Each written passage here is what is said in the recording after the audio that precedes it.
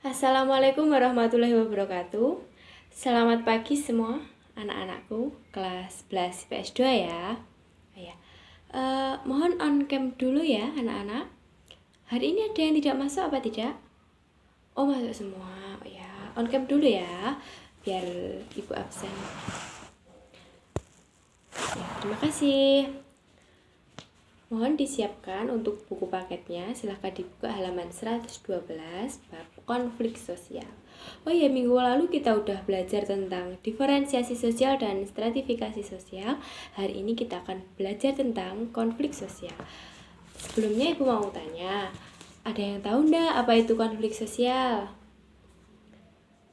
Jadi begini, konflik sosial. Apa itu konflik sosial? Konflik sosial itu didefinisikan sebagai ketidakpahaman atau ketidaksepakatan antara dua belah pihak, baik individu maupun antar kelompok. Dan kenapa dengan adanya ketidakpahaman ini bisa menjadi memicu peperangan dan menimbulkan perpecahan antara satu dengan yang lain. Dan di sini konflik sendiri ada banyak jenisnya ya anak-anakku semua. Mulai dari konflik individu antar individu, antar kelas, antara contohnya seperti atasan dan karyawan. Terus ada lagi kelompok dengan kelompok, ada juga antar kelompok sosial dan yang lain sebagainya. Sebagai contoh konflik antar kelompok sosial seperti konflik supporter bola, sepak bola, terus adanya tawuran pelajar dan yang lainnya. Oh ya, hari ini kita akan membahas mengenai konflik sosial. Di antaranya ada contoh konflik, sebab adanya konflik, dampak negatif maupun positif. Oh ya, dampak konflik sendiri ada dampaknya baik positif maupun dampak negatif. Dan juga ada caranya mengatasi konflik tersebut. Nanti akan dijelaskan satu persatu ya. Mohon disiapkan dulu alat tulisnya. Udah dibuka semua? Oh ya. Jadi yang pertama di sini Bu Guru akan menjelaskan tentang apa itu konflik sosial ya. Nah, di sini itu konflik sosial didefinisikan sebagai ketidakpahaman atau ketidaksepakatan antara kelompok atau gagasan yang berlawanan. Jadi, pemahaman atau pendapat antara kelompok satu atau individu satu dengan yang lainnya itu berseberangan dan tidak dengan satu tujuan. Kalau dikaitkan dengan istilah sosial, maka konflik sosial adalah suatu pertengkaran atau pertentangan antar anggota masyarakat yang bersifat menyeluruh di dalam sebuah masyarakat tersebut. Jadi, konflik sosial adalah sebuah konflik yang berada dalam masyarakat yang sifatnya menyeluruh, yang terjadi karena suatu interaksi yang saling bertentangan, atau bisa dengan disebabkan oleh pengaruh lainnya. Dan selanjutnya, adapun sebab-sebab dari konflik adalah konflik kan merupakan bentuk interaksi sosial yang bersifat disosiatif, sehingga banyak perbedaan-perbedaan yang melatar belakangi kehidupan bersama dalam masyarakat tersebut. Nah, adanya sebab-sebab konflik itu apa? Jadi, yang pertama, perbedaan antar individu. Konflik ini muncul karena adanya perbedaan pendapat antara dua individu. Sebagai contohnya adalah ada dua saudara, yaitu kakak dan beradik yang tinggal dalam sebuah rumah, satu rumah. Dan si kakaknya tersebut suka mendengarkan musik ketika belajar. Kalau tidak dengan menggunakan musik, tidak bisa. Dan yang si adiknya, kalau ada keributan, dia tidak belajar. Nah, antara dua perbedaan tersebut bisa menyebabkan konflik. Hal tersebut menimbulkan rasa benci dan amarah, dan rasa benci dan amarah tersebut sebagai awal terjadinya sebuah konflik. Dan yang kedua, ada perbedaan kepentingan, menyangkut kepentingan ekonomi, politik, maupun budaya, dan yang lainnya. Yang ketiga ada perbedaan agama. Biasanya konflik agama muncul sebagai dampak dari konflik-konflik sebelumnya, sebagai akibat dari adanya sikap primordialisme, etnosentrisme, dan kesenjangan sosial. Bisa mengacu pada ke sentimen agama. Yang keempat ada perbedaan kebudayaan. Biasanya berupa perbedaan nilai-nilai dengan norma yang dianut oleh masyarakat. Yang kelima ada perbedaan ras. Konflik didasari oleh paham rasionalisme atas diskriminasi ras di Indonesia. Konflik ras terjadi akibat adanya kecemburuan sosial terhadap ras tertentu yang minoritas tapi memiliki akses ekonomi yang besar dan kuat. Selanjutnya, ada perubahan sosial budaya yang terlalu cepat sehingga menyebabkan beberapa masyarakat yang masih tertinggal. Selanjutnya, ada dampak dari adanya konflik sosial. Dampak dari adanya konflik sosial, selain ada dampak negatif, juga ada dampak positifnya. Yang pertama adalah dampak positifnya, seperti munculnya pribadi-pribadi yang kuat dan tahan uji terhadap situasi konflik. Dan yang kedua ada meningkatkan solidaritas internal atau integrasi kelompok dalam atau in-group. Dan yang ketiga ada memperkuat dan mempertegas batas kelompok. Yang keempat ada sebagai sarana evaluasi. Jadi setelah adanya konflik, kita bisa mengevaluasi supaya tidak menimbulkan terjadinya konflik lagi. Itu sebagai contohnya yang dampak positifnya.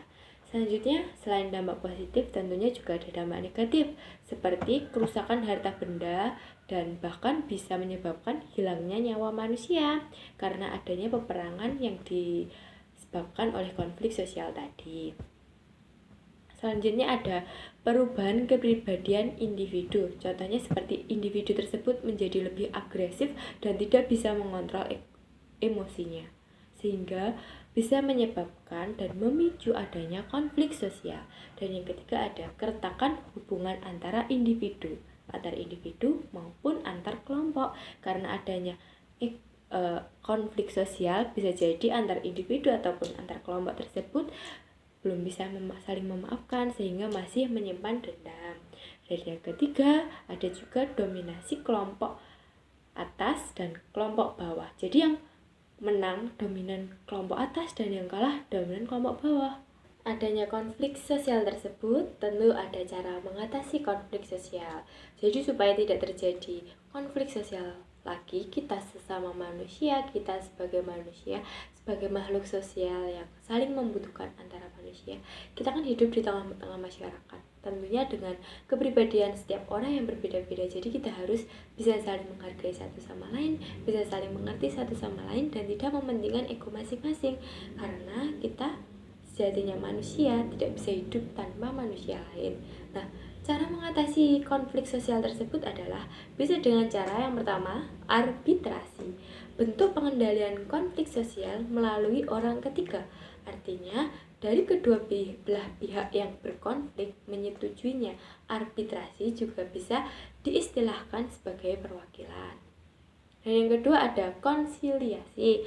Konsiliasi adalah bentuk pengendalian konflik sosial yang dilakukan oleh lembaga-lembaga tertentu yang memberikan keputusan dengan adil. Dan yang ketiga ada mediasi. Mediasi di sini adalah sebuah bentuk pengendalian konflik sosial di mana pihak-pihak yang berkonflik sepakat menunjuk pihak ketiga sebagai mediator. Namun berbeda dengan arbitrasi. Mediasi di sini adalah keputusan pihak ketiga tidak mengikat manapun. Selanjutnya yang keempat di sini ada adjudikasi. Adjudikasi merupakan cara penyelesaian konflik sosial melalui pengadilan yang tetap dan adil yang dilakukan dengan persidangan di meja hijau. Contohnya ada sebuah konflik di dalam rumah tangga yang menyebabkan mereka harus bercerai, berpisah, yang tidak bisa diselesaikan dengan cara mediasi ataupun arbitrasi. Jadi salah satunya harus dengan cara meja hijau atau adjudikasi. Selanjutnya yang kelima ada kompromi, suatu bentuk akomodasi yang dilakukan di mana pihak-pihak yang terlibat saling mengurangi tuntutan agar tercapai penyelesaian dan perselisihan, bisa menyelesaikan perselisihan tersebut dan bisa mencapai penyelesaian di mana dua pihak saling menyetujui.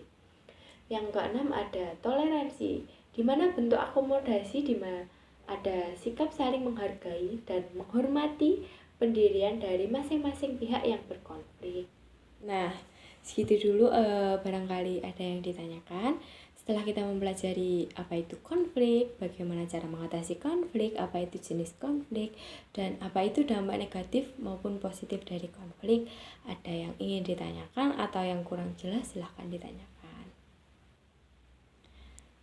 Yaudah, kalau gitu di sini kesimpulannya adanya sebuah konflik yaitu berawal mula dari pribadi yang bertentangan pendapat, pribadi maupun kelompok yang tidak sejalan, beda pemahaman, sehingga menyebabkan konflik.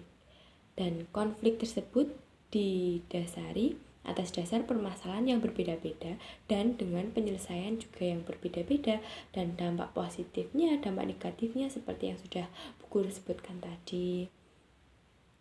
Oh ya, setelah ini Bu Guru ada tugas untuk kalian. Di sini ada sebuah permasalahan, ada sebuah konflik yang ada di masyarakat. Tugas kalian adalah mencari cara penyelesaian masalah tersebut. Nah, nanti setelah Bu Guru bacakan permasalahannya, kalian diskusi, boleh silahkan untuk mencari bagaimana cara menyelesaikan konflik ini. Setelah itu kalian harus membuat rangkuman yang harus dikumpulkan di Google Classroom ya.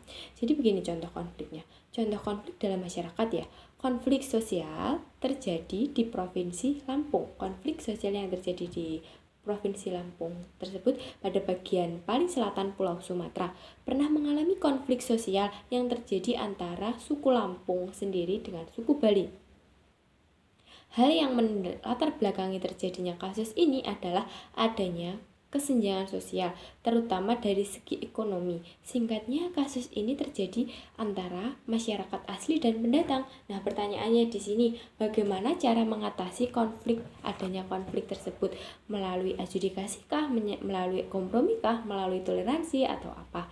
Nah, jadi kalian nanti simpulkan. Kalau kurang jelas beritanya, nanti beritanya Bu Guru share di Google Classroom ya. Nanti kalian buat rangkuman materi yang sudah Bu Guru sampaikan hari ini dan silahkan tugasnya dikerjakan.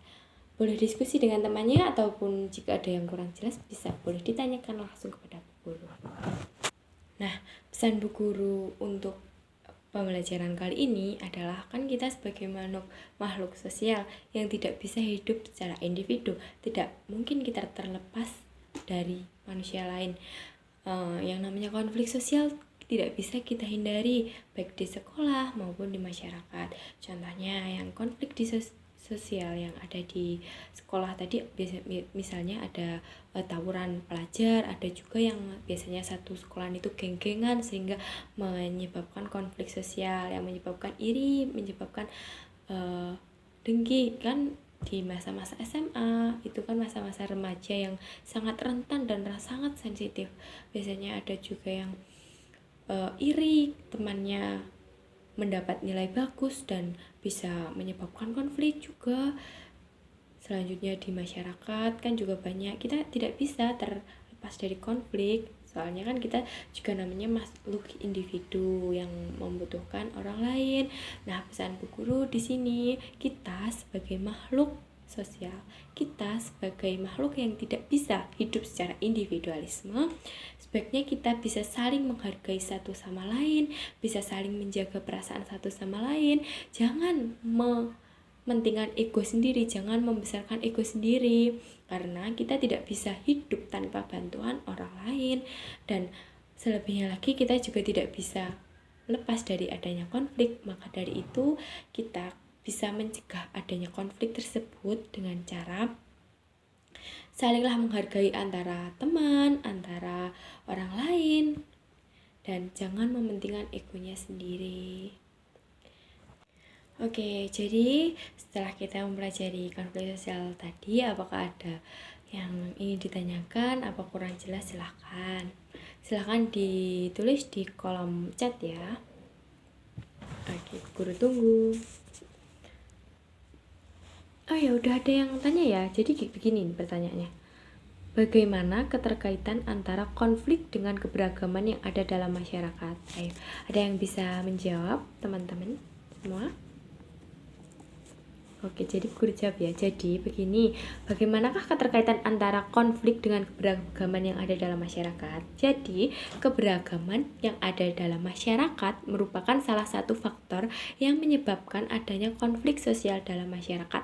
Jadi, dengan adanya keberagaman bisa jadi menimbulkan adanya konflik sosial yang ada di dalam masyarakat. Jadi begitu. Ada pertanyaan lagi?